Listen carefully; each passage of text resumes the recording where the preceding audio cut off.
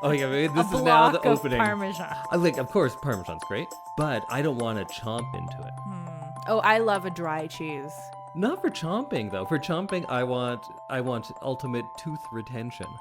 If I see a wheel of camembert or brie, I want to chomp that. You like the soft cheeses. But the medium ones, like your Goudas and cheddars and stuff, it still shows a good tooth mark. True. I like a Gouda and a cheddar. I'm For not chomping huge purposes or just on for general? Just for general Huh. and for chomping, because I chomp all my cheese. Yeah, that's true. I don't ever like bite into a large wheel of cheese like you like to. That makes me sound like a crazy person. No, but yeah. it's just a cheese lover. There's so many people out there right now going like, yeah, of course I chomp cheese. I'm chomping cheese right now. It's so satisfying. All right, let's start our podcast. Hi, everyone. Welcome, everybody, to another episode of I Love This, You Should Too. That's going to be, wasn't that your thing of the week once, is just cheese? I don't think so. Well, that voice is my lovely co-host Samantha, Cheese Chomper Randhawa. I knew and it. I am your other host, Indy Nibbler Randhawa. Wow, nibbler. I'm more of a nibbler. You are a cheese nibbler. You're a you have more chomper. self-control than I do. I just, you know me, I'm going to think about it and then I'm like, well, now I have to do this many more kilometers or something. Yeah, I don't think like that. You shouldn't. That's the right way to be. But we aren't going to be giving you dieting tips here today. What are we going to do, Sam? We're going to talk about our favorite cheeses. Oh. Where they originate from. I'm kidding. We are in the middle of Romance Month. And Indy, it's your turn to bring us our big watch for next week. But we're also going to have 2 spoiler-free things of the fortnight. So, Indy, why don't you kick us off? 2 things. First, I remember that it wasn't actually you that used cheese as a thing of the fortnight. It was me. Oh. I think in my Christmas things of the fortnight, one of them was brie. Interesting. I think that was the thing, right? Cheese is great. Yeah. Second, I would like to go second today. Okay. Because do they go together? Reasons that will soon become clear. Okay. Sounds good. So, Samantha, Yes. what do you have for your romantic thing of the fortnight? So my romantic thing of the fortnight is called Redeeming Love. And it's a 2022 Western romance film. Oh, like Western as in from the Western world, or like a cowboy movie? Cowboy movie. Oh, I don't know anything about this. So it is got some like major Christian undertones to it. Okay. So I have a feeling that that's like where all the financing came from. But it is based on a book of the same name, which is also kind of based on the biblical story of Hosea. Do you know this? Do you know about that? Is it Hosea? I don't know. Like, how should I say it? I don't know. Okay. But it's about a woman who her mother falls into hard times and basically has to become a sex worker to survive. And she becomes a sex worker as well because she's basically like sold into the trade. And then she's saved by a farmer. Okay. Yeah. That's from the Bible. I think so. That's like an Old Testament story. Yeah, I think so. Okay. So she is working in a town in California during like the gold rush. This part is not from the Bible. This part is not from the Bible. Okay. Gotcha. And she's working in a place called Paradise, and she basically is proposed to by a farmer named Michael, who just keeps going back and proposing to her until she has to flee and he takes her home with him and they get married. And then Did you just spoil the ending? No, this is like 20 minutes into the movie. Oh, okay. Yeah, this is like setting the scene. What's the name of this movie again? Redeeming Love. Where did you see this movie? Netflix. Okay. Is it a Netflix movie? No. It's just like a Christian cowboy movie that you saw on Netflix. It's a Christian cowboy movie. I saw clips of it on TikTok, and it's got Nina Dobrev and Eric Dane in it, who I know from like other things. So I was like, oh, I know who those 2 people are. And then I like looked into it a little bit more, and it kind of sounded kind of fun. So then I watched it, not knowing just how like Bible-y it is. Oh, okay. Keep going. So they she has to struggle with her demons and Are they literal demons? no, Okay. like her. Well, I don't know how biblical this gets. So. It's not that biblical. Her name is Angel because of course it is, and his name is Michael because of course it is. And he basically gives her this life on this farm and says like, you're safe now. You don't have to like worry about your past or anything like that. And she keeps running away basically to like face her demons and learn how to be. Basically, she wants to make something of herself. I don't want to say anymore because like that kind of ruins the ending. But okay, it's basically her coming to terms with her past and realizing that she's like allowed to be loved. Right. Yeah. Interesting. I thought it was actually like quite good for like a sappy kind of romance movie. I enjoyed it. And the ending I thought was quite nice. It's a like very Old West themed though. I love the parts that are like in paradise because it's very much like old timey saloon and like women with like off the shoulder dresses and corsets and stuff. So it was kind of fun to see. I have so many follow-up questions, but I feel like essentially would just ask for the plot of the story because it seems weird. It seems like a very weird movie to me, but I have no idea. I haven't seen anything about this. Yeah, I don't know. I don't want to like give too much away, obviously, because if you're gonna go watch it and right, it's in the title, spoiler free. But yeah, it is available on Canadian Netflix. I don't know about US Netflix. And it's 134 minutes long. All right, that's the most important part of the review. But you'd say this is a good movie. Yeah, I enjoyed it. I think you can't take it too seriously. Okay. But it was like a fun. Is it fun and light, or is it deeply Christian and inspirational? And no, it's women must earn the right to be loved. No, it's fun and light. Okay. It's fun and light. There is some like internal struggle that she goes through, but I wouldn't say it's super Bible-y or judgy. Does anyone pray to God and then have their prayer answered? Yes. Okay. Are there literal angels? No. Okay. So that's the line. Yeah. It's right in the middle of those. Yeah. Okay. So it's like a 2 out of 5 on the Christometer. Yeah. Sure. Yeah. The Christometer. Would you say outside of Christmas movies, is this your favorite Christian movie? Oh. See, that's not like a lens I ever like watch anything through. And only when I read about it after did I realize that it was like so Bible-y. Kind of seems like you should have. Seen I don't know. I don't analyze like you do. I just watch things. Wait, so when Angel didn't feel she was worthy of living in paradise, that movie? Mm-hmm. Okay. Yeah, it is pretty subtle. Didn't click. But it was a fun, light watch, and I recommend it. All right. My favorite Christian movie is that Nick Cage Left Below or Left Behind. It's like the rapture happens. Oh. It's a Nick Cage action movie in the rapture. Okay. It's great fun. Something about that does not surprise me. It's ridiculous. It was the Kirk Cameron series, but then they wanted to get someone bigger name and they just abandoned Kirk Cameron despite all the, him throwing his career away for them. Oh, that's sad. Yeah, he's doing fine. He's seems real crazy now. That's even sadder. But I think he's a happy crazy. Good. That's all we can ask for. Okay. Well, you can watch Redeeming Love on Netflix. Indy? Yes. What's next?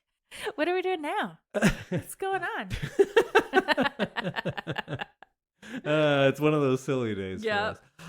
So I had my romance movie, and spoiler for, I don't know what I'm going to say in 5 minutes. Okay. It's In the Mood for Love. Okay. That is a fantastic movie. I love it. I was going between that or Cinema Paradiso, but I went with this because I think it's been a long time since I did a movie that I actually love. And that's kind of the name of the podcast, so I should be doing more of those. So, I love this movie, but it is kind of informally part of a trilogy. So then I was thinking, do we do all 3 movies? That seems like too much for something that, although I think some of the best movies ever, niche to our audience, and probably a lot of people haven't seen them all. So I thought we could just do the one, but part 3, I also haven't seen since it came out, and I would love to rewatch it and get into it because I think that's a movie that needs a little bit of work, a conversation to fully appreciate. Okay, yeah. So here is the plan. Okay.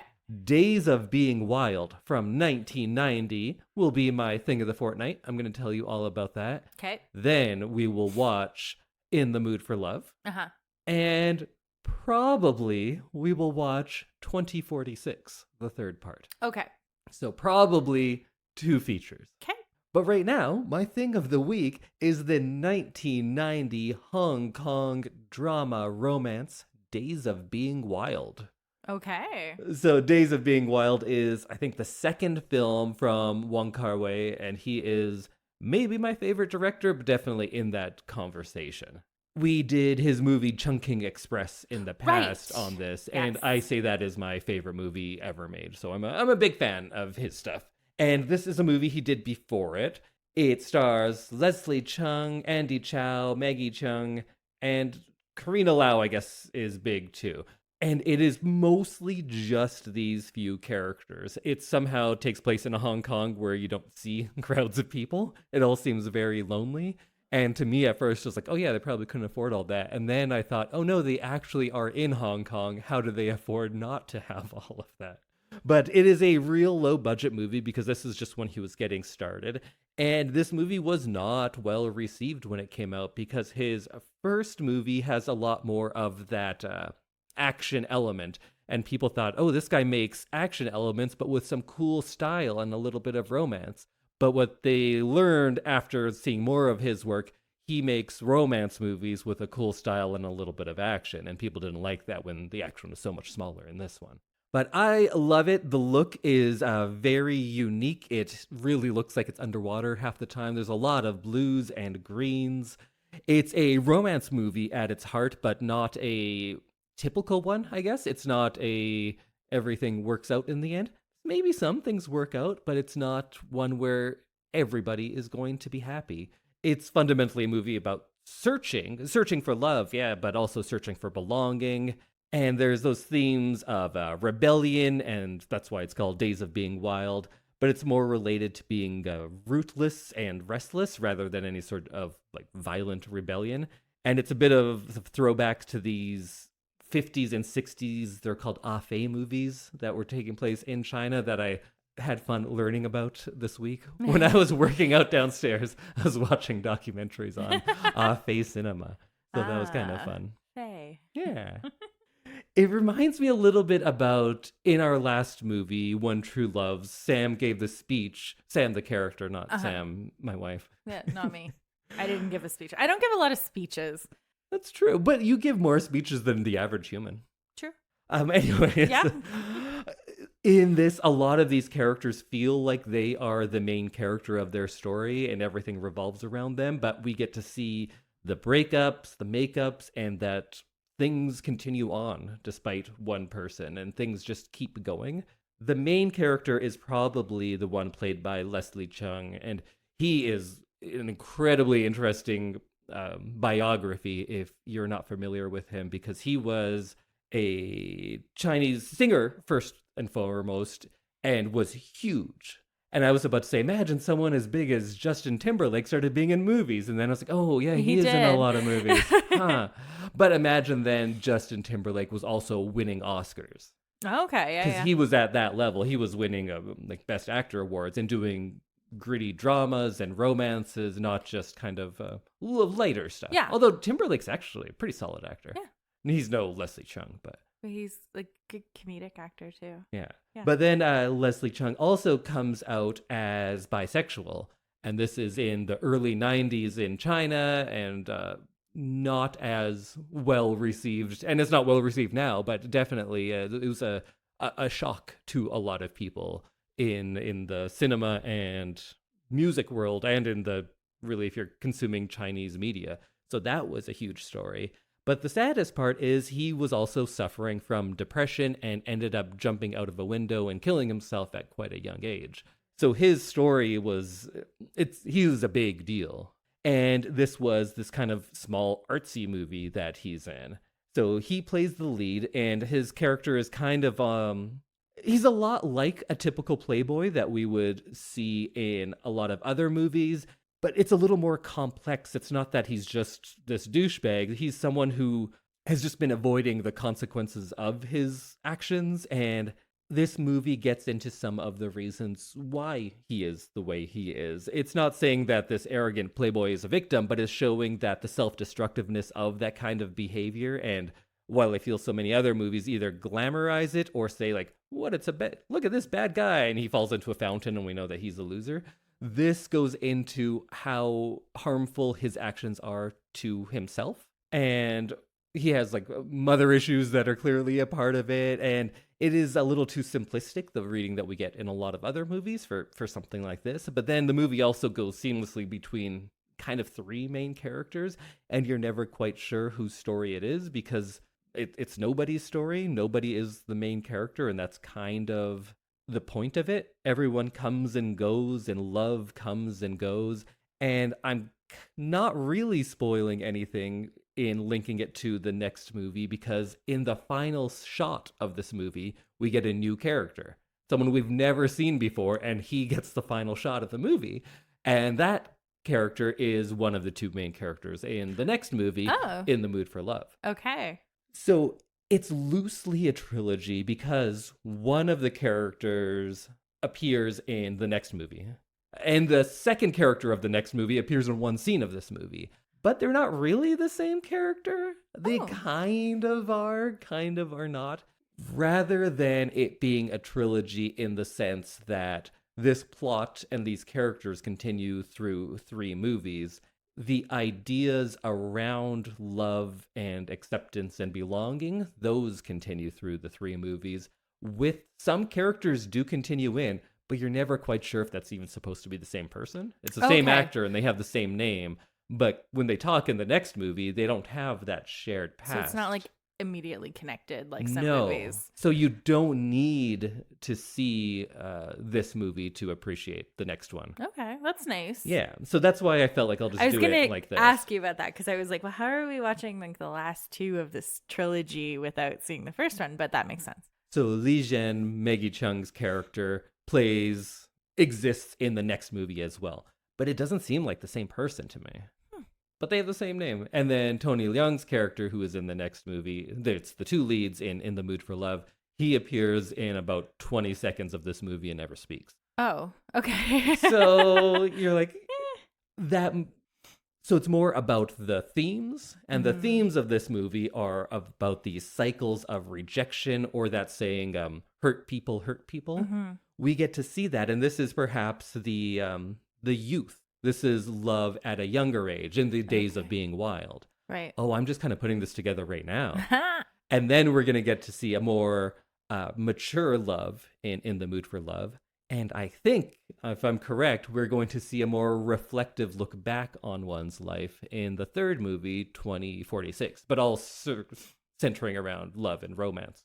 Is 2046 like a future movie? Kind of. Okay. Yeah. And I'll talk all about why that date is significant once we get to that. But the room number that they stay in is 2046. Okay. That's what I was wondering, was whether it's like, but it's also kind of a or like a time. That's a good question. We're going to spend about an hour answering that question. Perfect.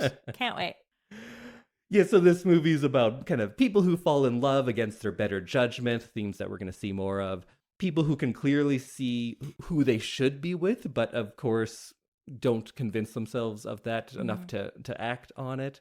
And then if you look at things like the dialects or the locations that are mentioned in this movie, I think you can take it that it's an allegory for Hong Kong itself. Oh. It's so much of his movies are about Hong Kong and the Hong Kong experience. You can look at this and this feeling between this is a time when Hong Kong was kind of adrift between the British and the Chinese, and these characters are also adrift and rootless, and there's a lot of things that you can draw parallels to. But we're not going to analyze this movie.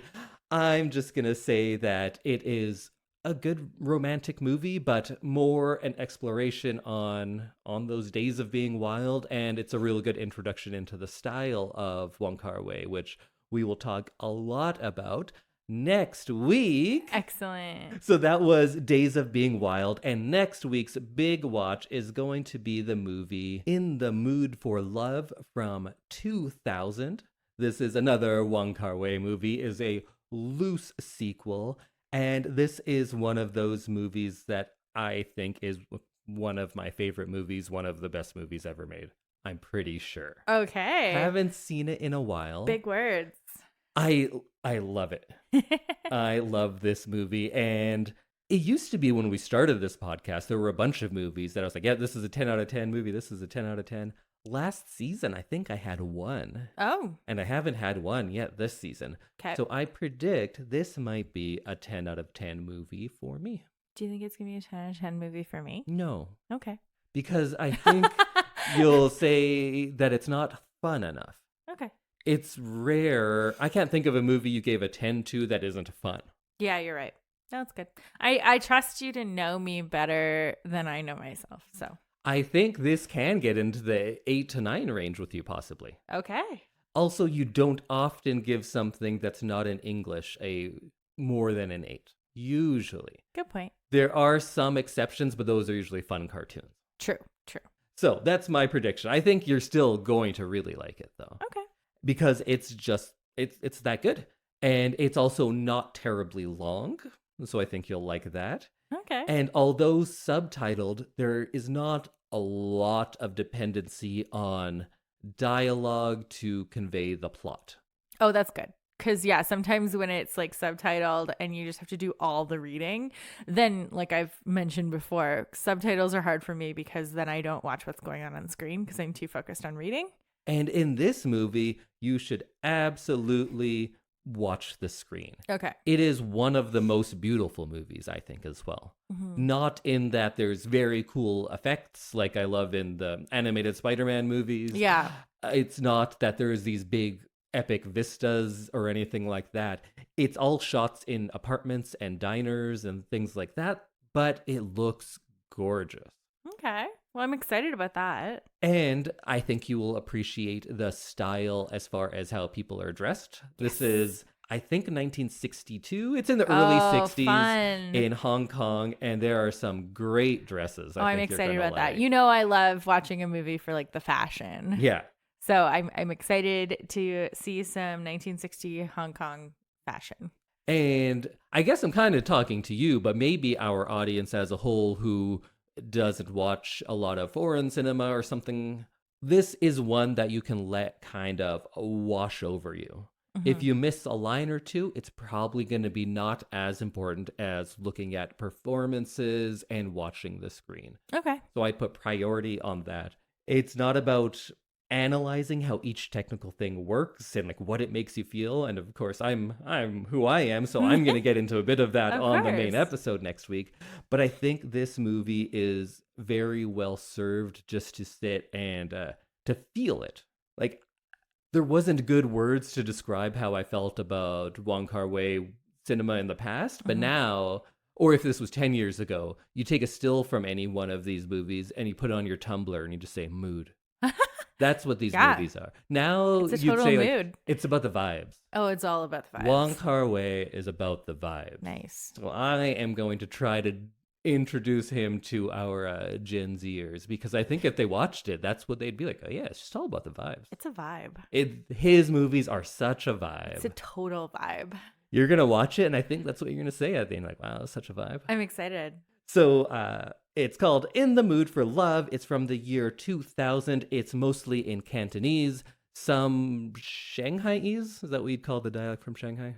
Let's say Shanghaiese. Sure. Some of that. And that's so important that it's those two. But we'll talk about that next week too. Excellent. I feel like it's been a while since we did an Indy's film school kind of. Yeah, it's Indy's film school, guys. So it might be one of those. But that being said, don't think of this movie as one of, oh, let's watch all of these technical things and see how great they are. Yeah. It's all about the vibes. those vibes. You're going to Let's go get those vibes. You're going to get everything the director wants you to get best when you're not looking for it. You don't have to sit and appreciate everything. You just let it wash over you and see how you feel at the end. Yeah. That's what Wong Kar-Wai movies are all about. It's a total mood. And then if you want to get into all of the other stuff, that's what I'm here for. And that's what next week's all about. Excellent. Until then, just go along with the ride. It's all about the vibes, man. We'll see you next week. Bye. Bye, everybody.